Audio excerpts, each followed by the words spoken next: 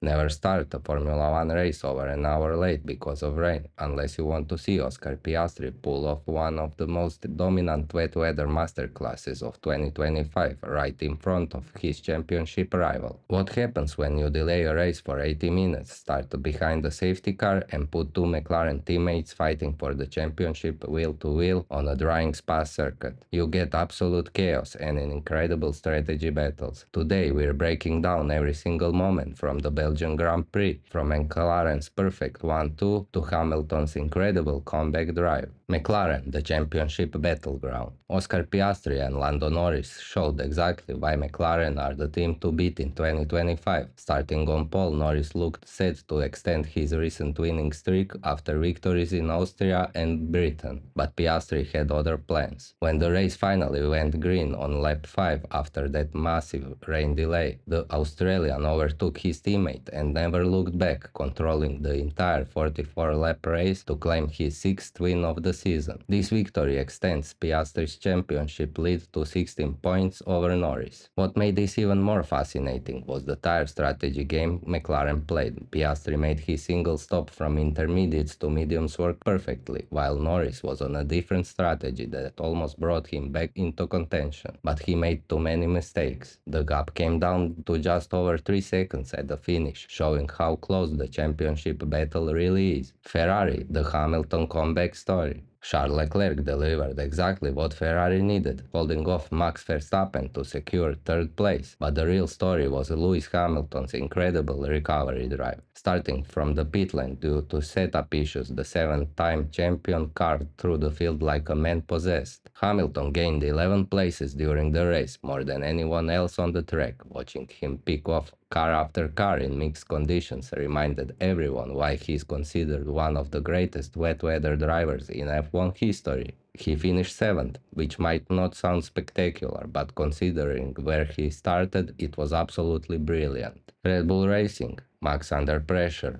Max Verstappen had one of his most frustrating races of 2025. Despite winning Saturday's sprint race, he couldn't find the pace to challenge the McLarens or even get past Leclerc. The four-time world champion finished 4th, extending his drought of race wins in recent rounds. Yuki Tsunoda had a much quieter day, finishing 13th and struggling to find grip in the changing conditions. Red Bull's pace deficit to McLaren was clear for everyone to see, and they'll need major improvements if they want to get back into this championship fight.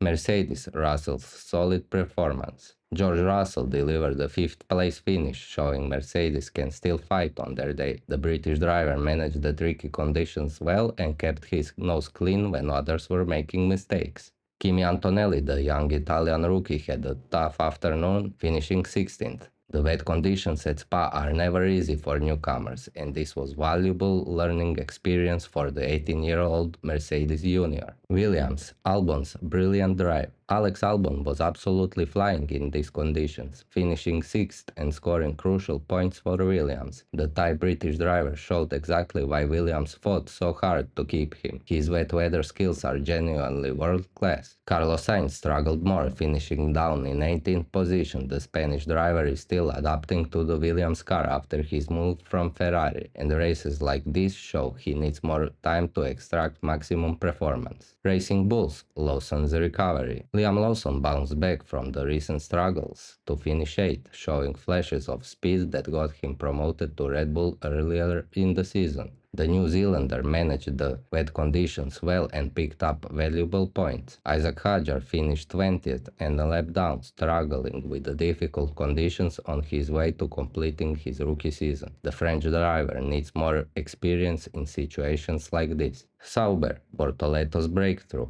Bortoleto had his best result of the season, finishing 9th. The Brazilian rookie showed incredible composure in mixed conditions and gave Sauber something to smile about. Nico Hülkenberg finished 12th, just missing out on points. The experienced German did his job but couldn't quite find that extra tenth in the crucial moments. Alpine, Gasly in the points. Pierre Gasly grabbed the final point in 10th place, giving Alpine a much-needed boost in the Constructors' Championship. The French driver has been carrying this team on his shoulders all season, Franco Colapinto finished 19th in what was another learning experience for the young Argentine. He's shown flashes of speed this season but needs more consistency. Haas, tough day for both drivers. Ollie Behrman finished 11th, just outside the points. The British rookie has shown good pace this season but couldn't quite capitalize on the mixed conditions. Esteban Ocon had a disappointing 15th place finish. The experienced Frenchman was expecting more from this race but couldn't find the setup to compete with the leaders. Aston Martin points drought continues. Lance Stroll finished 14th, while Fernando Alonso could only manage 17th. Both drivers struggled badly with the car's balance in these conditions. Aston Martin's development seems to have stalled, and they're falling further behind the leaders with each passing race. Here's what nobody expected. This race was supposed to be about tire strategy and slipstream battles, but instead became a test of pure driving skill when the weather turned everything upside down. The 80-minute delay meant teams had to completely rethink their approaches. As the track dried, we saw different strategies play out across the field. Some drivers committed to single stops, others went for multiple tire changes. Hamilton's pit lane start actually became an advantage because his team could react to the changing conditions. Meanwhile, the McLaren strategies had to balance giving both their drivers equal chances while protecting their championship lead. The defining moment came on lap 5 when Piastri made his move on Norris. That